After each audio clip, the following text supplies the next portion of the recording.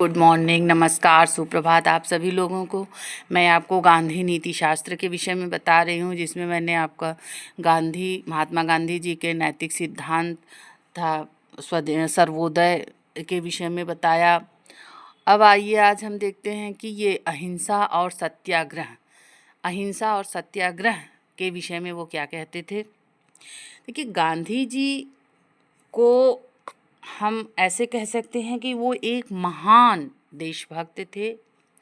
ऐसे देशभक्त न पैदा हुए हैं न होंगे, जो देश की आज़ादी में अपना सब कुछ न्यौछावर कर दिए। वो भी चाहते तो अपना जीवन बड़े आराम से जी सकते थे, वरिष्ठर थे, भाई पढ़े लिखे थे, पढ़ाई किए थे, लेकिन नहीं, उन्होंने उस समय के समाज को देखते हुए, क्योंकि भारत में अंग्रेज़ों का राज्य था, बहुत ज़्यादा उत्पीड़न था, उत्पीड़न तो आज भी है। तब अंग्रेज उत्पीड़ित करते थे, अपने ही लोग अपने लोगों को पीड़ित कर रहे हैं। अभी देखिए, 13 साल की बच्ची के साथ गलत हो गया। बिहार में भरत भाई ठीक है, बागी था, पिस्टल उठाना गलत है, लेकिन भाई कार्य तो अच्छा करता था। तो आज तो हर जगह भ्रष्टाचार एकदम फैला हुआ है। इसीलिए जो सपना था गांधी जी का कि राम राज्य, तो राम राज्य कहाँ से आएगा जब हर जगह भ्रष्टाचार है। और आर्थिक संपन्नता के अनुसार आर्थिक जो है एक बेस होना चाहिए था। एक तो हमारे देश में जो ये आरक्षण है, ये सबसे बड़ी कुरीति है। इससे जो है किसका भला होगा, ईश्वर जाने। आइए हम देखते हैं सत्य और अहिंसा। तो गांधी जी के अनुसार अहिंसा और सत्य ऐसे ओतप्रोत हैं जैसे सिक्के के दो पहलू या चिकनी चकती के दो पहलू। उसमें किसे उल्टा कहूँ, किसे सीधा, फिर भी अहिंसा को साधन और सत्य को साध्य मानना चाहिए। देखिए, ईश्वर से प्रेम करने का अर्थ है कि हम उन प्राणियों से प्रेम करें जिनमें वे आंशिक रूप से विद्यमान हैं। इसलिए गांधी जी यंग इंडिया में कहते हैं, यदि हम सत्य स्वरूप ईश्वर को पाना चाहते हैं तो हमें उसके लिए निश्चय ही प्रेम या अहिंसा का मार्ग अपनाना होगा। तो गांधी जी के अनुसार सर्वोच्च साधन अहिंसा और सत्याग्रह है। उनका जो नीति दर्शन है, नैतिकता के विषय में उनके जो कथन हैं, वो जो है अनुकरणीय है। वो गीता से प्रभावित थे, गीता को अपनी माता मानते थे। तो संसार में यदि सभी लोग सत्य और अहिंसा का पालन करने लगे तो राम राज्य तो हो ही जाएगा, जो उनका सपना था। पर यदि सब लोग करें तब ना, ये तो असंभव है, वो भी हमारे भारत में। देखिए, गांधी जी सत्य को ईश्वर के बराबर मानते थे। साहस के रूप में सत्याग्रह व्यक्ति और समाज दोनों का ही परम ध्येय है। सत्याग्रही को अहिंसा, सत्य, अस्तेय, ब्रह्मचर्य और अपरिग्रह का पालन करना चाहिए। ठीक है, इस तरह गांधी जी ने राजनीतिक क्षेत्र में, सामाजिक क्षेत्र में, धार्मिक क्षेत्र में, सब जगह इसका पालन करना स्वीकार किया था और कहते थे सबको इसका पालन करना चाहिए। सत्याग्रह में भी हमें अहिंसा का ही पालन करना चाहिए। तो सत्य साध्य के रूप में है। देखिए, सत्य सद्गुण से, सत्य जो है सद्गुण तो है ही, यह साध्य है। सत्य की प्राप्ति ही जीवन का लक्ष्य है। सत्य ही ईश्वर है। गांधी जी इसी सत्य को पाना जीवन का साध्य मानते थे। ठीक है, तो अहिंसा और सत्याग्रह, ठीक क्या है, अहिंसा और सत्याग्रह। तो सत्याग्रह देखिए, देखते अहिंसा व सत्य या सत्याग्रह, यहाँ पे नहीं लिखे, या देखिए, या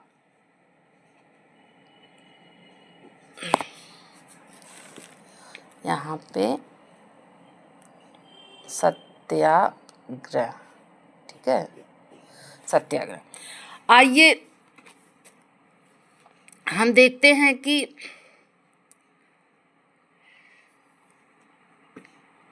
एक मिनट, देखिए अहिंसा व सत्याग्रह। अब देखिए अहिंसा जो है, महात्मा गांधी का अहिंसावाद ही उनके दर्शन का मूल है। अहिंसा की भावना गांधी की कोई अपनी उद्भावना नहीं है। अहिंसा तथा प्राणी मात्र के प्रति दया की भावना समस्त प्राचीन भारतीय साहित्य में भरी पड़ी है। बौद्ध दर्शन में करुणा तथा दया का स्थान सर्वप्रमुख है। जैन दर्शन में अहिंसा एक व्रत के समान प्रतिष्ठित है। इतना ही नहीं, संपूर्ण भारतीय साहित्य दया एवं भावना से ओतप्रोत है। बौद्ध, जैन तथा योग आदि दर्शनों में अहिंसा की व्याख्या तर्क सम्मत ढंग से की गई है, पर उसका व्यवहारिक रूप कहीं नहीं दिखाई पड़ता।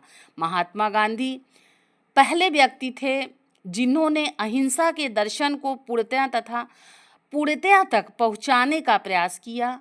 उन्होंने अपने जीवन में व्यवहार तथा सिद्धांत दोनों रूपों में अहिंसा की उपादेयता सिद्ध की। देखिए, अगर हम किसी को शिक्षा देते हैं तो पहले उसको क्या करना होगा, हमें अपने जीवन में उतारना होगा। सत्य व अहिंसा का पाठ पढ़ाने से पहले उसे हमको अपने जीवन में उतारना होगा, तभी कल्याण हो सकता है। नहीं तो वैसे तो उपदेश तो बहुत लोग देखते हैं, लेकिन उसको मानते कौन है? खुद नहीं। दूसरे को शिक्षा देना आसान है, लेकिन उस पर चलना बहुत कठिन है। तो गांधी जी हमेशा जो है सत्य और अहिंसा का पालन किए। पहले वो अपने ऊपर प्रयोग करते थे, तब लोगों से कहते थे, ठीक है। जैसे देखिए वस्त्र था, उन्होंने विदेशी वस्त्र का त्याग कर दिया, अपना खादी वस्त्र, वो भी एक धोती। जब देखे थे कहे कि एक जगह ऐसे जा रहे थे, देखे वहाँ पे बच्चे जो है कपड़ा नहीं पहने थे, नंगे पैर थे, तो वो सब त्याग दिए थे कपड़ा, एक धोती सिर्फ पहनते थे कि मैं इतना पहन रहा हूँ, हमारे देश में इतना है। तो ऐसे लोग आज कहाँ हैं? पहले जो है स्वयं पर शिक्षा तो सब लोग देते हैं, ये करना चाहिए, ऐसे करना चाहिए। नैतिकता का पाठ तो पढ़ाना आसान है, लेकिन अपने जीवन में उतारना उसको कठिन है। तो गांधी जी ने अपने जीवन में उतारा था उन सबको, ठीक है। देखिए सत्याग्रह का अर्थ है सत्य के प्रति आग्रह। इसका अहिंसा अथवा प्रेम से घनिष्ठ संबंध है। सत्याग्रह अहिंसा में निष्ठा और आस्था रखने वाला व्यक्ति का सत्य के प्रति आग्रह है। सत्याग्रह में किसी को कष्ट या पीड़ा नहीं पहुंचाते तथा सत्य के लिए सब कुछ किया जाता है। सत्याग्रह में व्यक्ति स्वयं सब कुछ सहता है, इसमें शत्रुता का भाव नहीं रहता। यंग इंडिया में गांधी जी कहते हैं, सत्याग्रह का अर्थ विरोधी को पीड़ा देकर नहीं, बल्कि स्वयं कष्ट उठाकर सत्य की रक्षा करना। गांधी जी सत्याग्रह और दुराग्रह में अंतर करते हैं। सत्याग्रह में सत्य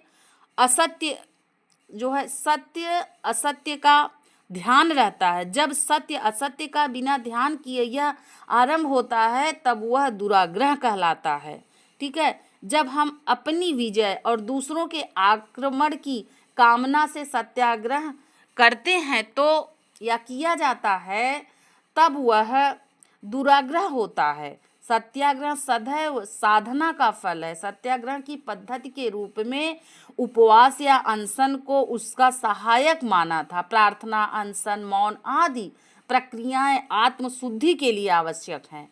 तो इस प्रकार हम देखते हैं कि गांधी जी कहते हैं, सत्याग्रही जब उपवास या अनशन करेगा तब अहिंसा के दबाव में आत्मा शुद्ध होगी। जब उपवास किया जाएगा और उसका स्वरूप आध्यात्मिक होगा तो उसका प्रभाव स्वतः ही पड़ेगा। यदि वह उपवास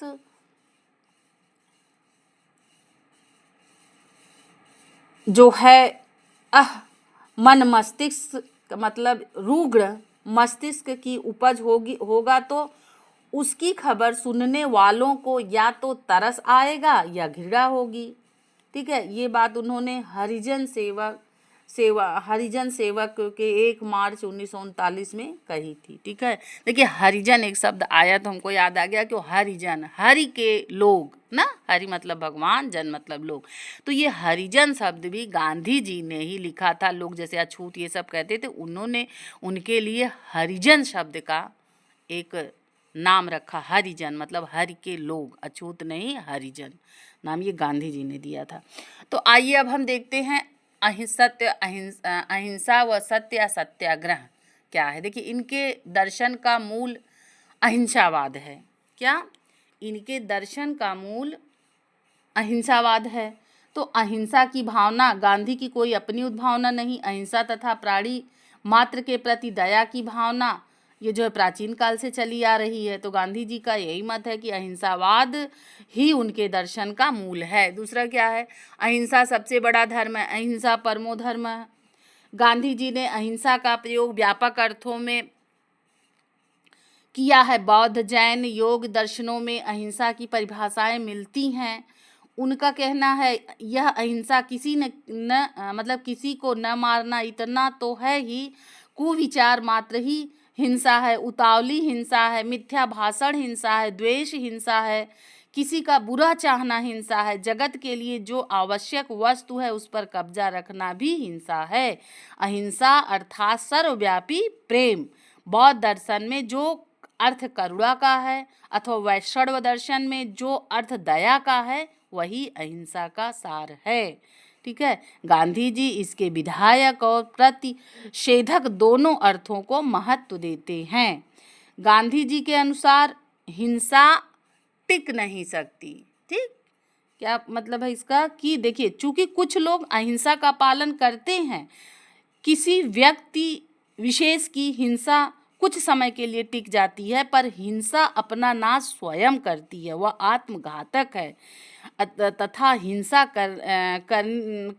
मतलब कि हिंसा अगर यदि करने लगे तो किसी की हिंसा कारगर नहीं हो सकती, उल्टे समाज का, व्यक्ति का उच्छेद हो जाएगा। हिंसा सर्वनाशक है। ठीक है। अतः यदि उसको दूर करना है तो एकमात्र उपाय अहिंसा का अवलंबन है। ठीक। अब देखिए गांधी जी कहते हैं अहिंसा अचूक है, कभी नाकाम नहीं होती। महात्मा गांधी कहते थे कि अहिंसा हमारी योनि का नियम है। जिस प्रकार हिंसा पशुओं का नियम है, उसी प्रकार अहिंसा हमारी योनि का नियम है। गांधी जी की इस उद्भावना को, अहिंसा को मानव प्रकृति का मूल मंत्र बताया गया है। देखिए अहिंसा कमजोरों का साधन या शास्त्र नहीं है। अहिंसा जो है, जो कमजोर लोग होते हैं उनका साधन या शास्त्र नहीं हो सकता। ये जो है ताकतवरों, वीरों का जो ये अचूक अस्त्र है। सच्ची अहिंसा की ताकत का एक माशा भी कभी जाया नहीं जा सकता। लोगों की शंका पर कि गांधी की अहिंसक सेना के अधिकांश भारतीयों ने 1947 में 15 अगस्त के आसपास खून खच्चर किया है। हिंदू मुस्लिम ने एक दूसरे का वध किया। गांधी ने स्वीकार किया कि उन्होंने जो कुछ सिखाया उससे लोगों ने अहिंसा के बजाय मंद विरोध ही सीखा था। अहिंसा मंद विरोध नहीं है। अहिंसा कोई निष्क्रिय अभावात्मक मनोवृत्ति नहीं है, बल्कि वह प्रवाह के रूप में चलने की एक क्रियात्मक और भावनात्मक प्रवृत्ति है। जैनियों ने अहिंसा पर अधिक जोर दिया, पर उनकी अहिंसा कर्म संन्यास पर निर्भर थी। वह विरक्तों की अहिंसा थी। गांधी की अहिंसा कर्म क्षेत्र की अहिंसा है, वह क्रियाशील है। ठीक है। गांधी के अनुसार सत्य व अहिंसा को एक दूसरे से अलग नहीं किया जा सकता। गांधी जी क्या कहते हैं कि सत्य व अहिंसा को एक दूसरे से अलग नहीं किया जा सकता। गांधी देखिए क्या इसके पहले क्या कहते थे कि अहिंसा कमजोरों का साधन या शास्त्र नहीं है। तो कहना क्या मतलब था इसका कि देखिए अहिंसा कमजोरों का साधन, शास्त्र नहीं, वह बलवानों का अधिकार है। दुनिया में सबसे बड़ी शक्ति लोकमत है और वह सत्य और अहिंसा से पैदा हो सकती है। ठीक है। वो कैसे पैदा हो सकती है? सत्य और अहिंसा से ही पैदा हो सकती है। अतः सत्य और अहिंसा को एक दूसरे से अलग नहीं किया जा सकता। दोनों में अविच्छेद्य संबंध है। सत्य साध्य है तो अहिंसा उसका साधन है। गांधी जी सत्य को ईश्वर के बराबर मानते थे। सत्य और अहिंसा का चोली दामन का साथ है। गांधी जी के शब्दों में अहिंसा के बिना सत्य का साक्षात्कार असंभव है। ब्रह्मचर्य, अस्त्य, अपरिग्रह भी अहिंसा के अर्थ में हैं। ठीक है, तो अहिंसा सत्य का प्राण है। सत्य न बोलना ही अच्छा है, सत्य न बोलना ही अच्छा है। यदि कोई उसको अहिंसक तरीके से नहीं बोल सकता, गांधी के अनुसार अहिंसा व सत्य इस प्रकार परस्पर जुड़े हैं कि उन्हें सुलझाना और अलग करना समुचित असंभव है।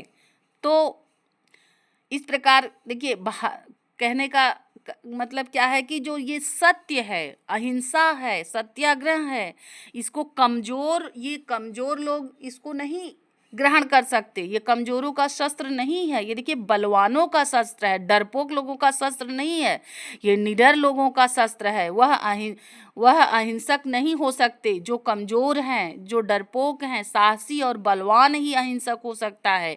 फिर वह महसूस करेगा कि पशु बल, बाहुबल से कहीं अधिक आत्मबल है जो अहिंसा द्वारा ही मिलता है। देखिए, सत्य हमारे व्यवहार या आचार में रहता है। देखिए, सत्य का जो आचरण है वो हमारे व्यवहार व आचार में मिलता है। जब वह पूर्ण रूप से हो जाता है, हमारे व्यवहार आज में पूर्ण रूप से मतलब एकदम घुल जाता है, तो हम रह ही नहीं जाते, हमारा अस्तित्व ही नहीं रह जाता। तब तो एकमात्र सत्य भी ईश्वर रहता है, सत्य ही ईश्वर लगता है। देखिए, इसके विषय में एक प्रसिद्ध युक्ति है, बहुत बढ़िया एक दोहा है। जब मैं था तब हरि नहीं, अब हरि है मैं नाही, सब अधियारा मिट गया जब दीपक देखा माही। मैं का मतलब होता है अहंकार, घमंड। मतलब जब मैं था, जब घमंड था, अहंकार था, अहिंसा या सत्य नहीं था, तब हरि भी नहीं था। जब जो हरि आ गया, तब ये अहिंसा, असत्य सब दूर चले गए। मतलब अंधियारा मिट गया, मतलब अंधकार मिट गया, अज्ञान मिट गया, तो दीपक का प्रकाश ईश्वर को पा लिए। तो सत्य और अहिंसा, सत्याग्रह, ये जो है ईश्वर को पाने के बराबर है। इसी से समाज में कल्याण हो सकता है और मोक्ष की प्राप्ति हो सकती है। हमारा मतलब अर्थात जीवात्मा और ईश्वर का एकमेव व अद्वैत होना, पूर्ण सत्य को पाना है। परंतु चूंकि यह हमारे लिए आदर्श है, हम जब तक जीव हैं तब तक शास्त्र, दोनों नीति शास्त्र से नियमित होते हैं। गांधी ने जैसे धर्म और नीति का तादात्म्य स्थापित किया, उन्होंने राजनीति व अर्थशास्त्र को भी नीति की शिला पर किया। नए युग की मांग है प्रत्येक शास्त्र नीति युक्त हो। साम, दाम, दंड, भेद, इन 4 अंगों वाली नीति पुरानी है। नीति अब कूटनीति, स्वार्थ नीति तथा दंड नीति नहीं, अब तो केवल साम दाम ही नीति के अंग हैं। गांधी की शब्दावली में अहिंसा और परोपकार ही नीति के मुख्य अंग हैं। इन्हीं से राजनीति अर्थशास्त्र को ही नहीं बल्कि समस्त शास्त्रों को, कलाओं को शासित होना चाहिए। ठीक है, तो गांधी के अनुसार नीति युक्त काम वही है जो हमारा अपना है, यानी जो हमारी इच्छा से किया गया हो। अनैच्छिक कार्य नीति युक्त नहीं है। ठीक है, तो इस प्रकार गांधी जी का ये जो नीति दर्शन है वो बहुत ही महत्वपूर्ण है समाज के लिए, देश के लिए। गांधी के अनुसार प्रत्येक व्यक्ति के जीवन का चरम लक्ष्य मोक्ष की प्राप्ति अथवा सत्य की प्राप्ति, और उसको प्राप्त करने का उपाय कर्म मार्ग है, सत्य साध्य है, और उसको प्राप्त करने का साधन अहिंसा है। अहिंसा रूपी साधन से सत्य रूपी साध्य की प्राप्ति ही गांधी के नीति शास्त्र का चरम लक्ष्य है। तो इस प्रकार आज मैंने आपको गांधी जी का अहिंसा और सत्याग्रह के विषय में बताया। आशा करती हूँ कि आपको ये अच्छे से समझ में आ गया होगा। अब यही है कि आप हमारे वीडियो को लाइक करिए, शेयर करिए, सब्सक्राइब करिए, अच्छे अच्छे कमेंट करिए, जिससे मेरा हौसला बना रहे। थैंक यू, धन्यवाद।